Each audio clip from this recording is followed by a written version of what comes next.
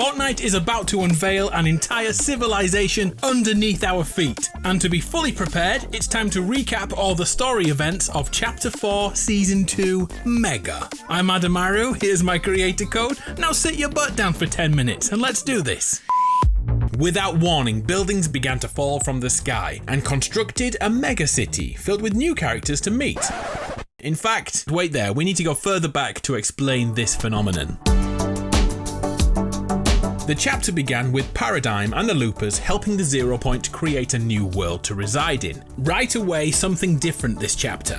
We had up-to-date modern parts of land smashed together next to events from the past. We were somehow able to see an early version of the Imagined Order and how the original kinetic ore was found to form the Reality Bridge, the very same Reality Bridge we already destroyed in the future, which was also in the past. It became apparent that we are rewriting history right now. Chapter 4 saw the introduction of Stellan, the oath-bound Rift Warden who was tasked with creating a rift gate to travel between realities. We assisted in his efforts, building a friendship along the way, and with all friendships come secrets to be spilled.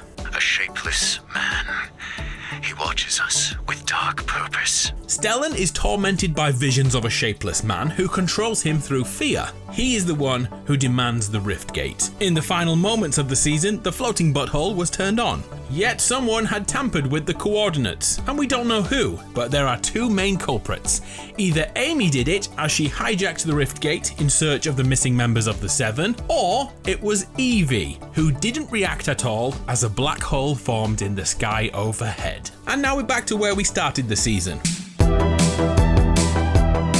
Without warning, buildings began to fall from the sky and constructed a mega city filled with new characters. Season 2 brought us new POIs, new story beats, and potentially the greatest movement-based weapon in Fortnite history. Damn, I love that sword. And as I'm recording this, it's been vaulted. Yay, Epic Games. Anyway, it turns out this new world is the home of Evie and the Peace Syndicate, which is either the greatest coincidence we've ever seen, or we can confirm that Evie was the person who wrecked the Rift Gate to bring Mega City, her home reality, to this island. After completing a harmless hacking-based arcade game, Evie introduces herself. I'm Evie, I work for the Peace Syndicate, and I've been looking to offer the adventure you're looking for. You see that big, beautiful city on your map? That's my hometown, and it's in serious trouble. Evie is a high-ranking member of the Peace Syndicate, one of many factions in this new version of the island that are on the brink of war. Someone is trying to start a war between the syndicates. They know that without unity, this city will fall apart. We are recruited by the Peace Syndicate by Thunder himself, a reptile entrepreneur who dabbles as a chef too. The pleasure is all yours. Name's Thunder. I'm a restaurateur, entrepreneur, party lizard, and well-loved man about town. The premise is very simple. Reunite the clans of the world and find the person responsible for all this sudden sabotage. And speaking of sabotage, the Peace Syndicate have been targeted. A digital attack has corrupted valuable data, including files on the last reality. While searching the corrupted files, we meet Triarch Nox, a mysterious secret NPC who could be found by Peace Syndicate PC terminals all season, the very same ones that were hacked. More on him soon.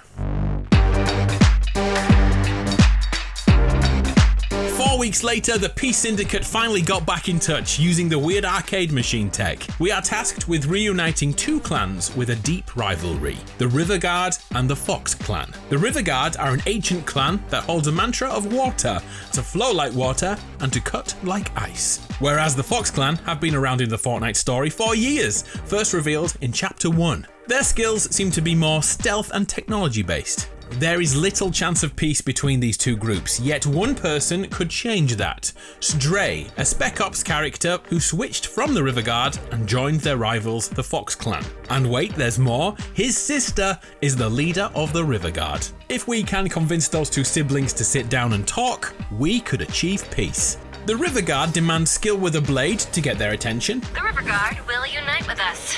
Whereas the Fox Clan need to be seen our survival abilities to give us respect. Turns out, the Fox Clan are big fans of our hero here. They've agreed to meet with the River Guard. After securing a place for the hate-filled clans to meet up, Thunder cooks them a nice meal, and suddenly they are no longer enemies. Really, it was that simple. The Fox clan and Riverguard shake hands and peace is fulfilled. 3 clans are now united. Who's next?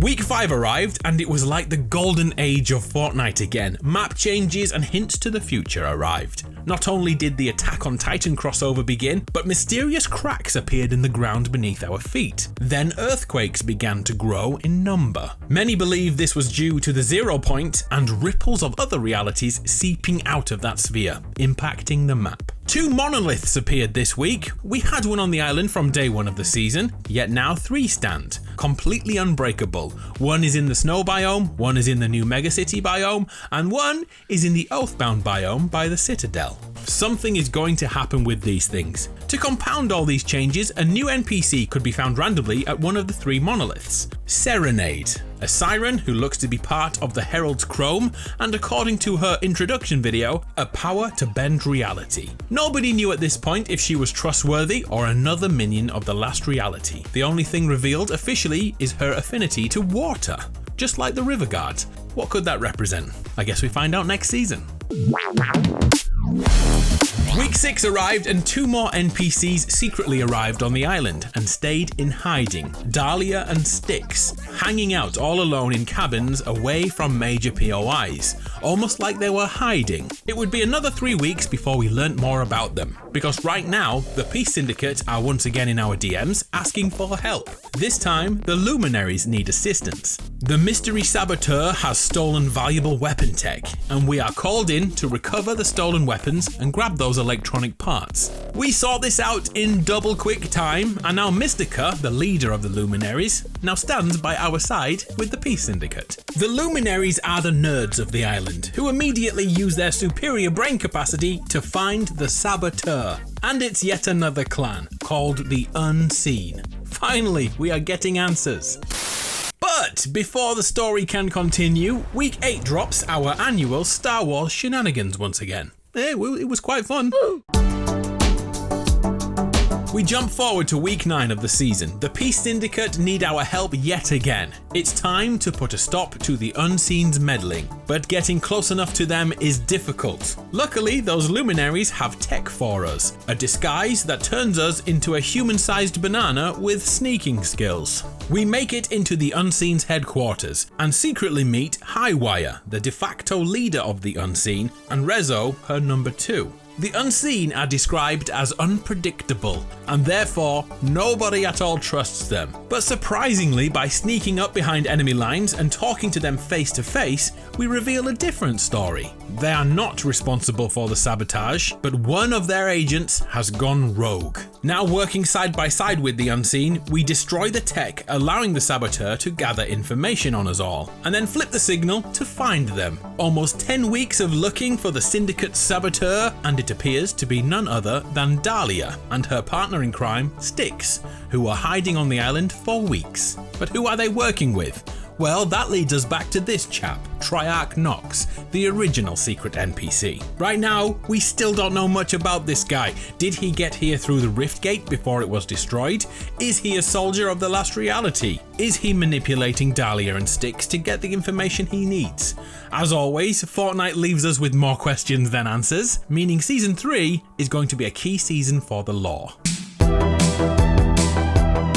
The final few updates of the season have seen the cracks in the ground grow into gigantic holes, changing the landscape of the island. Campsites have now popped up and excavation squads have settled in. The wild season will be on us soon. And we are all but certain the cracks on the ground outline the new POI coming next season. All thanks to that teaser trailer. Enjoy your last few days on the island, because soon it will change forever.